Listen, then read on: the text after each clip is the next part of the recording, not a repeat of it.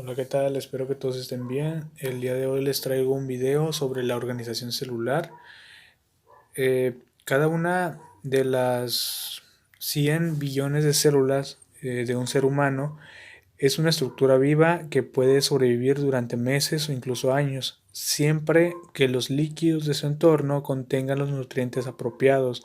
Las células son los elementos básicos que forman el organismo, aportan estructura de los tejidos y los órganos del cuerpo, ingieren los nutrientes y los convierten en energía y realizan funciones especializadas. Además, las células contienen el código hereditario del organismo que controla las sustancias sintetizadas por las células y les permite realizar copias de sí misma para para entender la función de los organismos y otras estructuras del organismo. Es esencial conocer la organización básica de la célula y las funciones de sus componentes. Todos aquellos estudiantes del área de la salud es antes de irnos a sistema digestivo, a sistema nervioso, eh, el sistema reproductor, hay que comprender qué es una célula, o sea, qué es la unidad básica de los seres vivos. Entonces, generalmente, pues tenemos unas células eucariotas y procariotas. Las células eucariotas son las células verdaderas, las células más complejas, mientras que las procariotas son igual células, pero no tienen tanto nivel de complejidad como la eucariota. Entonces podemos decir que las procariotas son, por ejemplo, las bacterias. Las bacterias son células unicelulares que van a buscar nutrientes, van a buscar cómo sobrevivir en su entorno, o también van a evolucionar y van a hacer resistencia, se van a empezar a adaptar. Pero en este caso vamos a analizar lo que es una célula de un ser humano, entonces, o sea, una célula animal, porque dentro de la clasificación de las eucariotas tenemos célula animal y la vegetal. En este caso nos vamos a ir con la animal. Nada más para mencionarles unas diferencias, es que la célula animal, a comparación de la vegetal, la vegetal tiene cloroplastos y pared celular. La animal no. La célula procariota tiene flagelos y tiene una cápsula, y pues eso le permite, su ADN está vagando por todo su citoplasma, mientras que el de la célula animal, esa no. Ese está guardado, está dentro del núcleo, y ahí se realizan las distintos procesos que necesita para poder mandar la información afuera del núcleo, para poder sintetizar diferentes proteínas o diferentes moléculas para su funcionamiento. Entonces, esa es una estructura general de una célula animal. Tiene una membrana celular, tiene un nucleolo, tiene una membrana nuclear, el citoplasma, el nucleosoma, y esto es un dibujo a grandes rasgos de lo que es una célula animal. En este video les voy a explicar, además de los organelos vamos a dejar para otro video después. Anteriormente ya les había comentado sobre la membrana celular y su funcionamiento, sus tipos de transporte. Ahí está en el canal el video. Les expliqué también el proceso de endocitosis y de exocitosis y cuáles son los organelos que participan. En este caso les voy a explicar sobre los componentes que va a formar a la célula, que necesita la célula para poder llevar a cabo sus procesos metabólicos y poder sobrevivir. No me voy a enfocar en los organelos, sino que en aquellas moléculas que son indispensables para las células. Principalmente vamos a observar el agua. El agua es el principal medio líquido de la célula. eh, de la célula pues es el agua, que está presente en la mayoría de las células, excepto en los adipocitos. ¿Cuáles son los adipocitos? Las células que van a almacenar grasa, o sea, que van a almacenar el tejido graso, pues.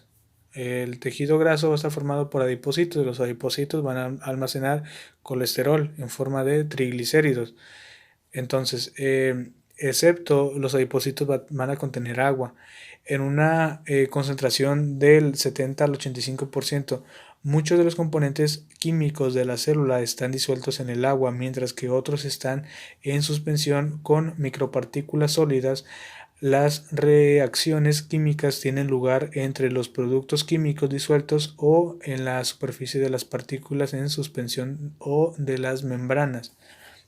Entonces el agua es un elemento muy importante para el funcionamiento de la célula. Tenemos aquí también a los iones.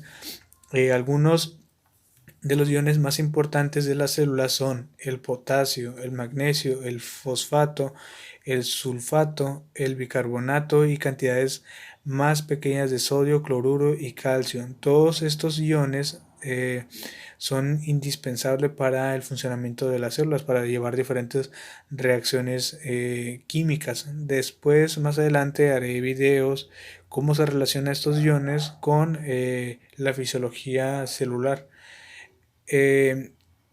Ok, los iones son los productos químicos inorgánicos de las reacciones celulares y además son necesarios para el funcionamiento de algunos de los mecanismos de control celular. Por ejemplo, los iones que actúan en la membrana celular son necesarios para la transmisión de los impulsos electroquímicos en el músculo y las fibras nerviosas. Tenemos por otro lado las proteínas. Las proteínas, después del agua, las sustancias más abundantes en la mayoría de las células son las proteínas, que normalmente constituyen entre el 10 y el 20% de la masa celular. Son de dos tipos de proteínas, estructurales y proteínas funcionales. Las proteínas estructurales están presentes en las células principalmente en forma de filamentos largos, que son los polímeros de muchas moléculas proteicas individuales. Un uso importante de ese tipo de filamentos intracelulares es la formación de los microtúbulos.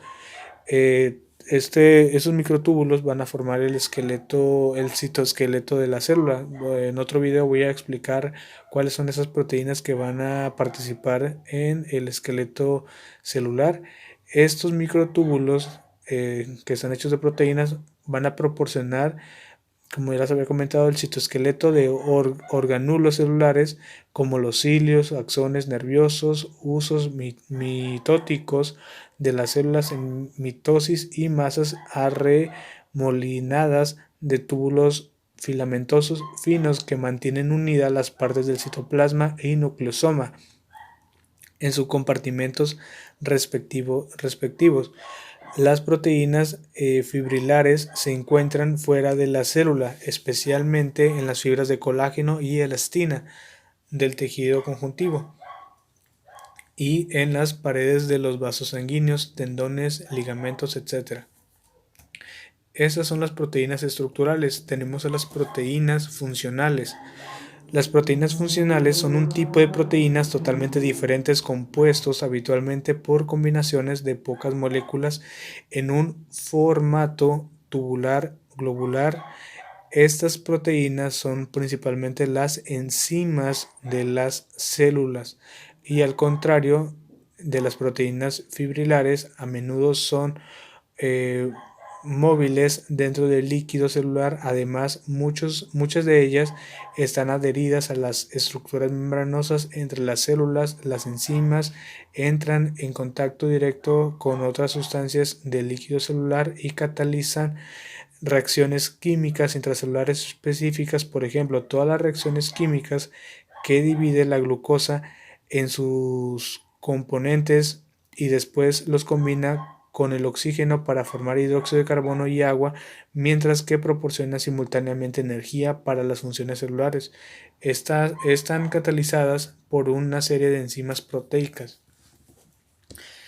Vamos a pasar con los lípidos. Los lípidos son varios tipos de sustancias que se agrupan porque tienen una propiedad común de ser solubles en disolventes grasos. Los lípidos específicamente importantes, son especialmente importantes, son los fosfolípidos y el colesterol, que juntos suponen solo el 2% de la masa total de las células. Su importancia radica en que al ser principalmente insolubles en agua, se usan para formar las barreras de membrana celular y de la membrana intracelular que separa los distintos compartimentos celulares. Además de los fosfolípidos y el colesterol, algunas células contienen grandes cantidades de triglicéridos, que también se conocen como grasas neutras. En los adipocitos, los triglicéridos suponen hasta el 95% de la masa celular. La grasa almacenada en esas células representa el principal almacén del organismo de nutrientes energéticos que después se pueden usar para proporcionar energía siempre que el organismo lo necesite. Por otra parte tenemos a los hidratos de carbono. Esos tienen escasas funciones estructurales de las células, salvo porque forman parte de las moléculas glucoproteicas, que sí tienen un papel muy importante en la nutrición celular. La mayoría de las células del ser humano no mantienen grandes reservas de hidratos de carbono, con la media de que suele suponer del 1% de la masa total. No pueden aumentar hasta el 3% de las células musculares, e incluso hasta el 6% de los hepatocitos. No obstante, los hidratos de carbono siempre están presentes en forma de glucosa disuelta en el líquido extracelular circundante, de forma que es fácilmente accesible a la célula. Además, una pequeña cantidad de hidratos de carbono se almacena en las células en forma de glucógeno, que es un polímero insoluble de la glucosa, que se puede despolimerizar, y usar rápidamente para aportar la energía que necesite a las células.